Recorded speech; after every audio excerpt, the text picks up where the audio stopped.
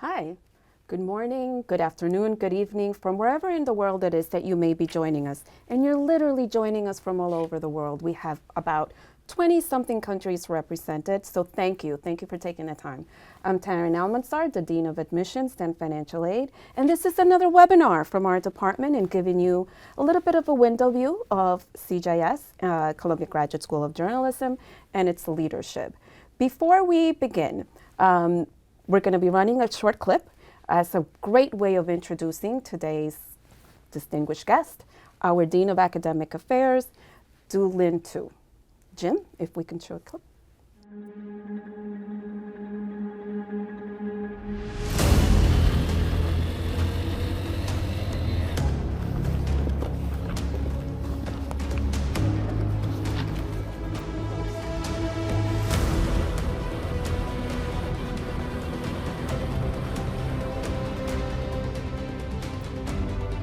We lost 3 drivers on duty. Another one we just passed last year. There is no financial support that you get from URA. It's very tough. Your life is very much on a risk.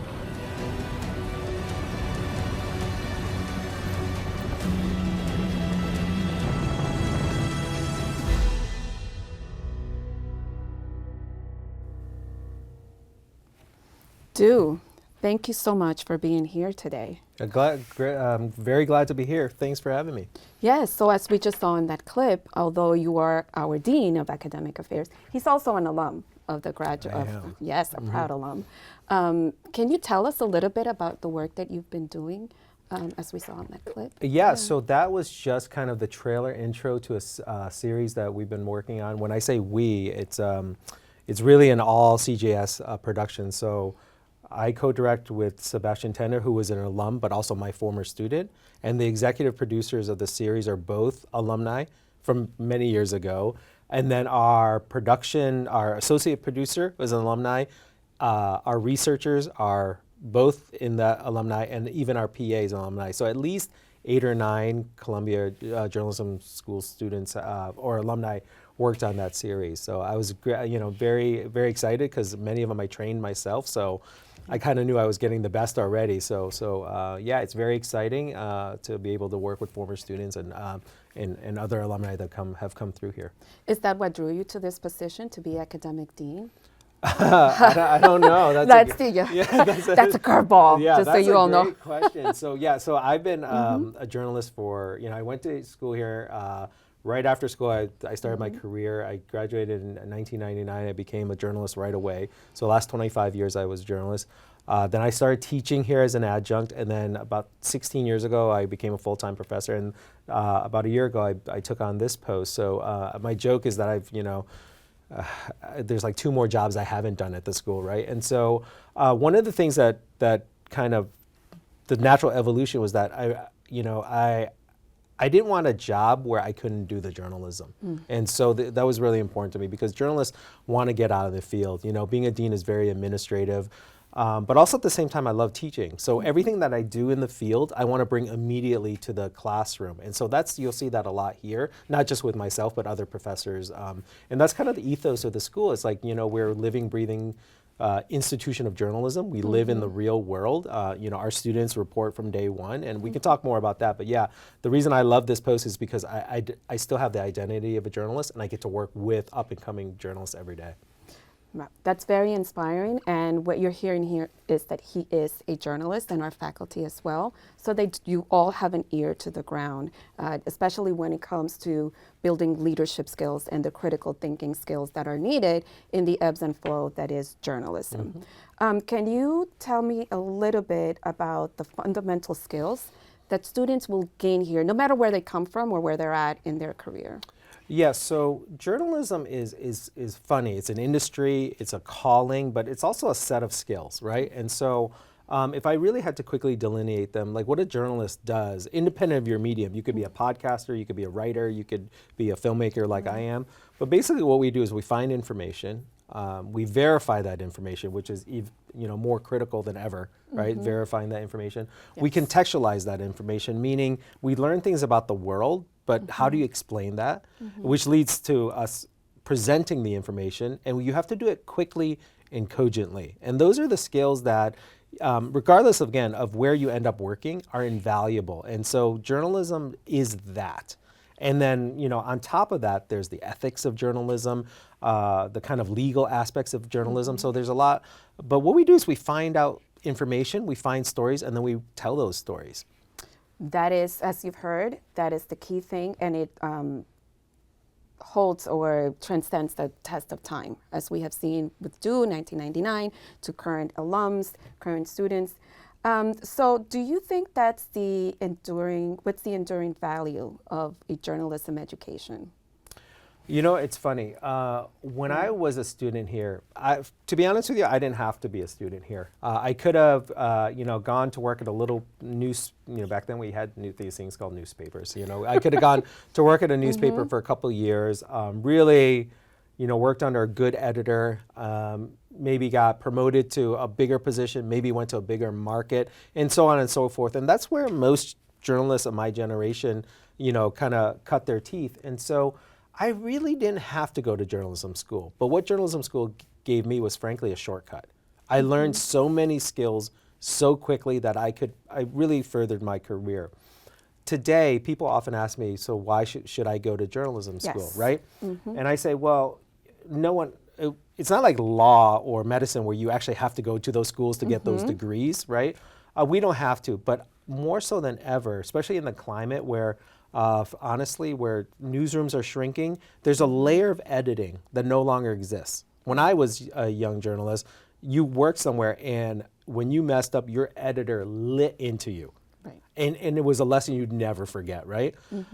Sadly, because newsrooms have shrunk so much, you're not going to get that level of editing. Now, when you get edited, it's to avoid mistakes, but it's also to teach good practices, right? And so when people ask me, what's the value of journalism education? I'd have to say it's even more valuable now than when I went. Because when you come here, you get journalists like myself and you know, just our whole just star-studded roster of professors.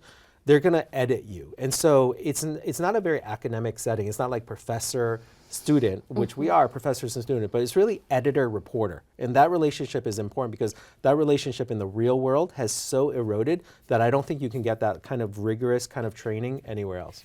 So here's the key thing from what I've just heard. It's the mentorship, the one-on-one feedback, but it's also that it's not an academic program in the traditional sense. There is a lot of hands-on. You're working on clips, you're working on real reporting, as we saw just now. And can you tell us a little bit about the election coverage and how that turned out, and it was a huge success? Yeah, absolutely. So the thing about our instruction is, you know, I often say, you know, you can't learn to dance by reading a book. Right. You can't just learn journalism by sitting in a classroom. So New York City is our laboratory. And so we really believe that because our students need to go out and report. They need to find information. And where do you get information? Either documents or people.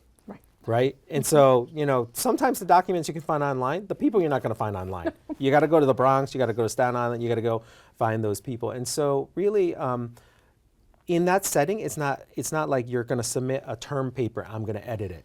We're going to guide you to how do you find that woman who just arrived here, who's a migrant, who has 3 children, who has no work and is now on her last dollar to feed her children. How do you find that person? You don't find that person in a library, right? And so that's the practical training. And so just last week, there was, you know, a little thing called the election. And so our students just jumped right in and said, we're going to cover the election. And so Jim, if we can see a couple of clips from that'd be great. Yeah.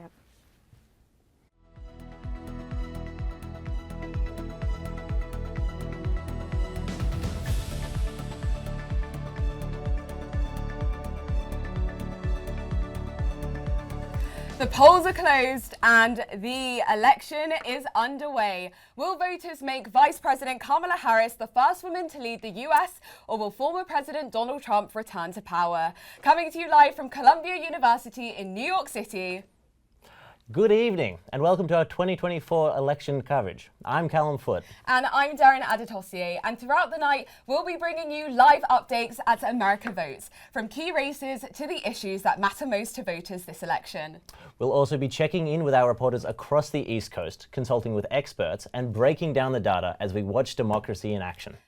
We have an interesting night ahead of us. Key issues like immigration, abortion and the economy have been at the forefront of millions of voters' minds this election. So we have our reporter in DC. We do indeed. Manuel Schoenstuhl has all of the latest updates for us live from the nation's capital. How are things going out there, Manu? Hi Darren, hi Callum. I'm good. I'm standing right here at the Black Lives Matter Plaza, right in front of the White House. It's pretty calm so far. We started the day pretty early at around 10 at East Capitol Street. We were walking around, talked to voters, and now we're here. A couple of minutes ago, there was a pro-Palestine protest right behind me, which was pretty big, like around 200 people. But now it's calm again.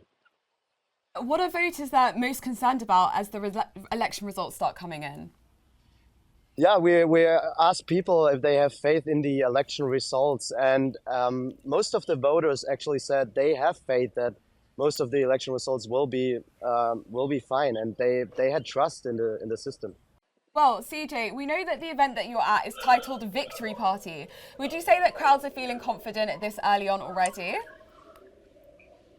Well, the room is very joyful. The vibe is nice. The energy is up, and the whole entire event is packed so far. As of right now, the race is too soon to call, but we will keep you posted.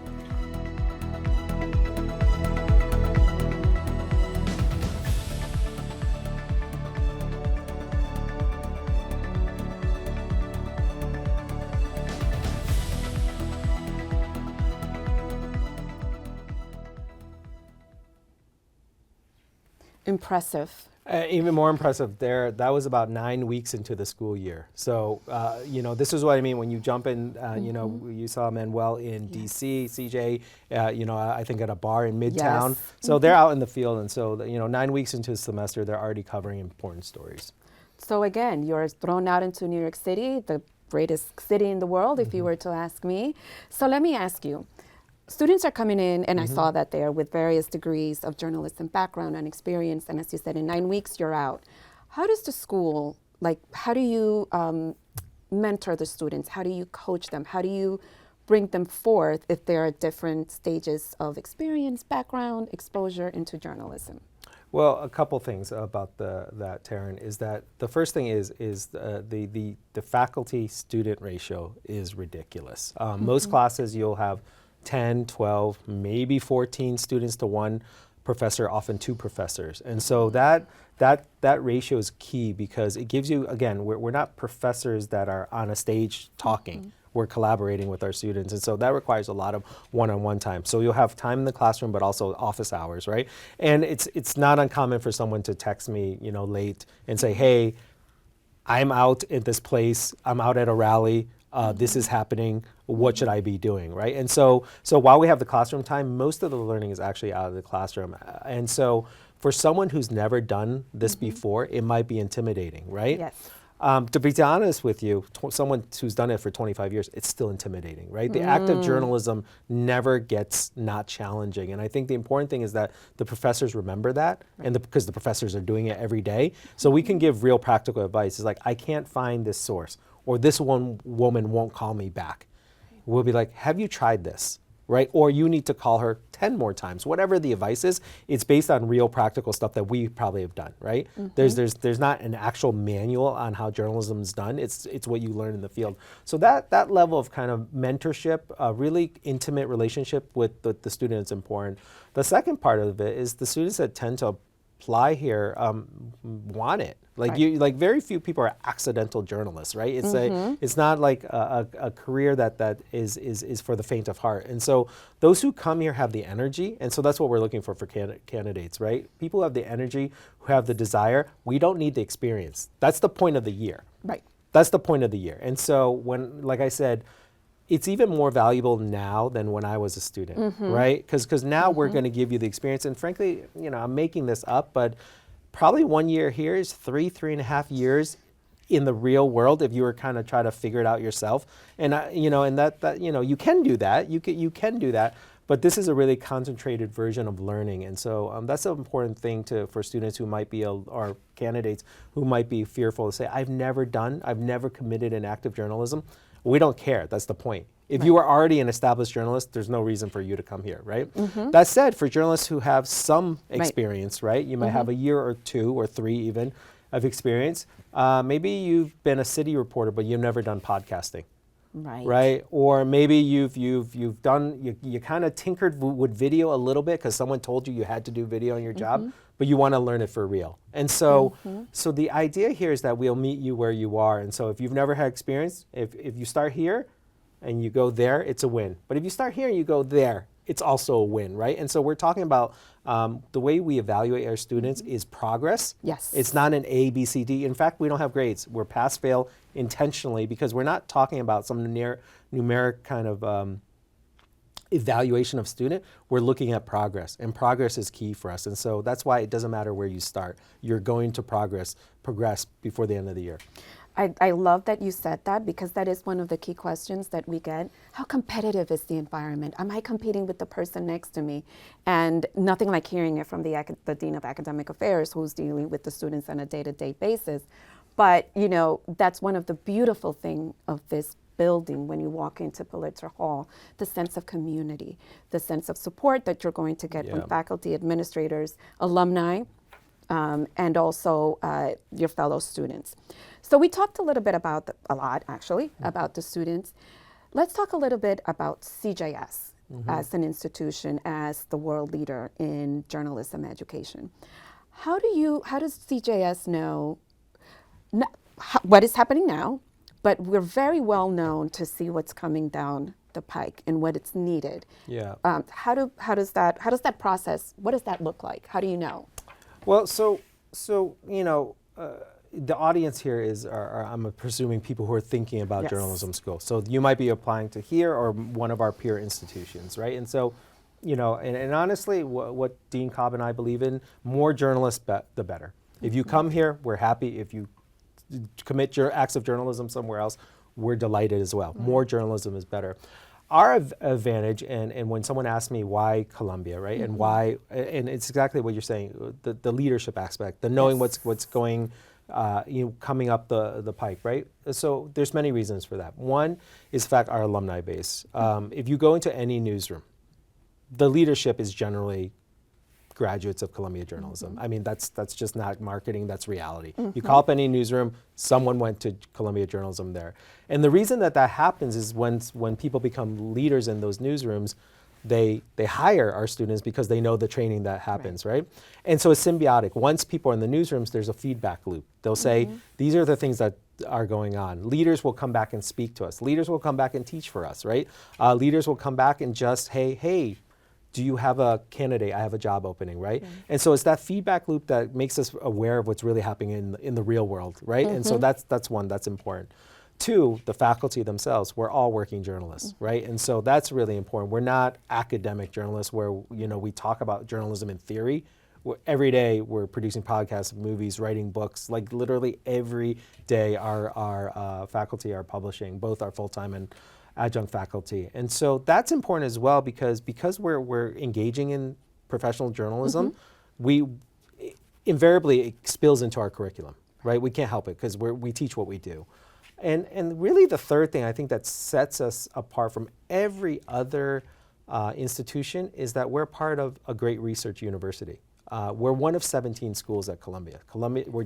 There's 17 schools at Columbia University. And so what does that mean? That means that when the engineering school is doing some innovations in AI, we know about it.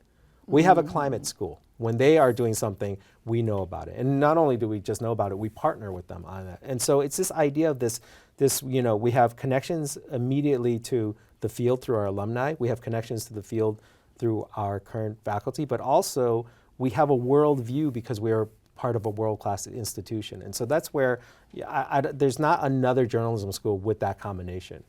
Yes, very well said. And I've been, I've seen how all of that comes together and how much of that transcends to the walls here and what is offered to our students. This year, you spearheaded and instituted the midday workshops. Yep. Which is an added value to the education. Can you tell us a little bit that, because I think it's a combination, it's a great way, an example of all those things that you've mentioned that you're not going to get someplace else. Yeah, so our classes are, we're on a block schedule. So if you take a class, you'll have a class from 9 to 12 o'clock. And then you might have a class from 2 to 5 o'clock. But that middle block, we call it the noontime block from 12 to 2, I intentionally created that block for a few reasons. Frankly, people got to have lunch, right? Like, that's one. We were noticing our students weren't having lunch, so I'm like, we need a lunch block. But secondly, there's a time to, for example, maybe meet with the careers team, right? It's a block of time to meet with the careers department to work on your resume or think about your future. But then there's also an opportunity to learn more. And so one of the benefits of Columbia journalism is that it's so fast. It's a 10-month program. For most of the programs, 10-month program. You come in, you learn, 10 months later, you're a working journalist, right? Realistically speaking, the downside, it's a 10-month program. So how much can you actually learn, right, in 10 months? And so we have these required classes, but then I looked at the noon block and I said, wait, there's 2 hours.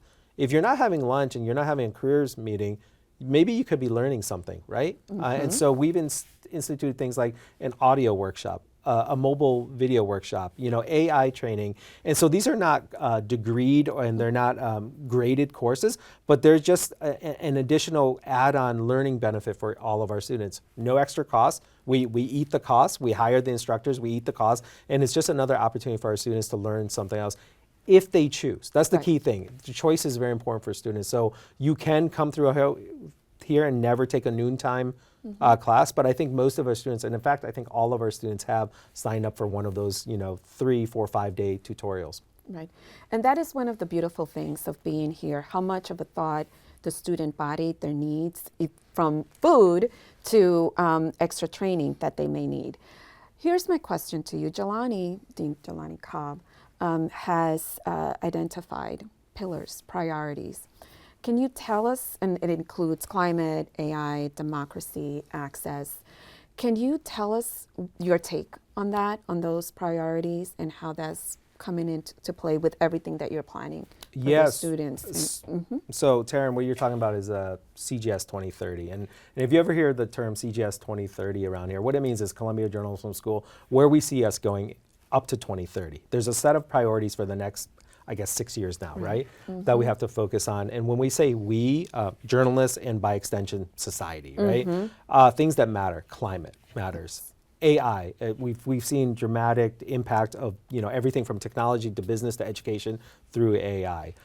Democracy, we just did an election coverage. It's like when you have a rise in authoritarian governments, how do you battle back that with journalism? And the third part is really access, and access specifically to local newsrooms, to a diverse student body that comes here, access to nonprofit newsrooms. And so these are all concepts that are important to the school. And so what does that mean? That means that in terms of climate, every class is a climate class. You might be taking, for example, a class on business, right? You may take a class, but climate is going to affect businesses, right? You might take a class on immigration. Climate has and will always affect immigration, right? AI is both. We have centers here: the Brown Institute, the Tao Center, Newmark. They're doing leading edge kind of research and training in the field of AI. So what they do is they teach AI, they build AI tools, and then importantly, as what journalists always do, we're skeptical of AI. We need to interrogate AI, and so that's what we do there. And obviously, democracy. You don't have democracy without a free press. And so these are issues that are really important, and they're not siloed in the sense that we are going to take a democracy class or you're going to take a climate class. You can, but all those themes are spread out throughout the entire curriculum. And so that's the key difference, I think. We've decided there's certain things that are important. We can't teach everything, but the things we teach have to be of utmost importance, and we're leaning on those. That makes a lot of sense, as you've said. And I love the fact that you said that they're not silos, because they are impacting, each one of them are interwoven, and they impact no matter what career path actually you may decide to take. Yeah. Let's take a little bit of a few questions from our audience. Thank you so much for submitting them. Okay, so you've answered some of them. Thank you so much. So we're in tune, you know, talking about it's not a professional requirement. You answer that. That was great. Oh, this is a good one. What is it like reporting as a student in New York City, especially for someone who sees the word New York and they're like, oh my God, New York City. There, what's that? You know, that's a Nacho song. If I can make it here, I can make it anywhere. The thing about New York, it's such a great city. There's, you know, depending on the hour of the day, anywhere between 8 and 10 million people, depending on the hour of the day here. You know, Brooklyn alone would be the 3rd largest city if it was its own city. So a lot of people here. People forget that New York is one giant island. In the greater New York City area, there's nearly 500 miles of coastline, right? Wow. What does that mean? It means it's affected by the environment, right? So environmental issues. We have immigration issues here, right? You know, people from literally every country of the world come here, whether by choice or by circumstance, they come here. So reporting in New York is exciting because whatever you want to report on, it's there, right? You'll find that actually New York is, and this is not me, this is an FBI statistic, one of the safest large cities in America. Right, and so oftentimes I get parents worried about that. But you know, check the crime rates. We're, you know, we're one of the largest cities, but also one of the safest cities right there. And in terms of safety, also that's a part of the training that comes into here, because whether you're in New York or, you know, Milwaukee or Tokyo or anywhere in the Middle East, as a reporter, there's always safety concerns. So that's a part of our training as well. It's intense. New York's a fast city, but you learn to learn quickly. And so I think the metabolism that you build just living here, anyone who's ever lived or even visited New York for a few days, the rhythm is different. And so you quickly learn to catch up to that rhythm, and that's an invaluable skill for journalists, to like meeting your community. Now, you can always go slower. You can go to a slower city, no problem, but it's hard to go faster, right? And so we teach you that metabolism really quickly. So do not be a concern of coming to New York. And, you know, some of you might have heard, New Yorkers are abrasive. They're not going to talk to you. Yeah, we do talk. Yeah. And, you know, as soon as you have that, I think it's one of our professors, Joanne Farion, who says, as soon as you have that notebook in your hand and pen, and you have that mic, New Yorkers will talk to you because they know you're journalists. Yeah, and also New Yorkers, I've never met a New Yorker without an opinion, right? So they'll let you know. Very true. So you will always have good sources. Okay, so here's a good one. Matt, what makes a work of journalism good or great? What should people focus on in order to do excellent work? That's a great question. So a lot of times when we read the application, they're very inward looking. And what I mean by that is someone will write, I am interested in politics, or I'm interested in immigration, or I'm interested in podcasting, I'm interested in whatever, right? Journalism is about being outward looking. Can the thing I do have impact to the public good, right? Yes, I'm interested in politics, but the thing that I do, is there going to be impact on someone other than myself, or maybe my mom who reads the article, right? And so at its core, journalism is a public service. So when we rate the quality of journalism, sometimes someone's an excellent writer, or someone's a beautiful filmmaker, right? Or sometimes you'll just get footage that's great or sound in a podcast, but often in the aggregate of what we do is like, has our work had impact? Right? And that's how you rate good journalism, right? If you're doing the writing for you, you don't have to be a journalist, go write. Just write a novel, right? If you want to make videos and you don't want to be just make a YouTube video. It's completely fine. There's nothing wrong with that. But the thing that separates journalism from other forms of storytelling is that it's in the public service. Right. And that's the key thing about journalism. We are doing it outwardly for other people. It starts with your personal interest, your inward interest. Like you should be interested in something, or many things. You should be interested in the big issues of the day. But how do you translate that interest into information and stories that are impactful to the community? Right. How do you, and this is my question now, because this has been very interesting. How do you stay motivated? In terms Of doing journalism, of continuing to do the work that you do?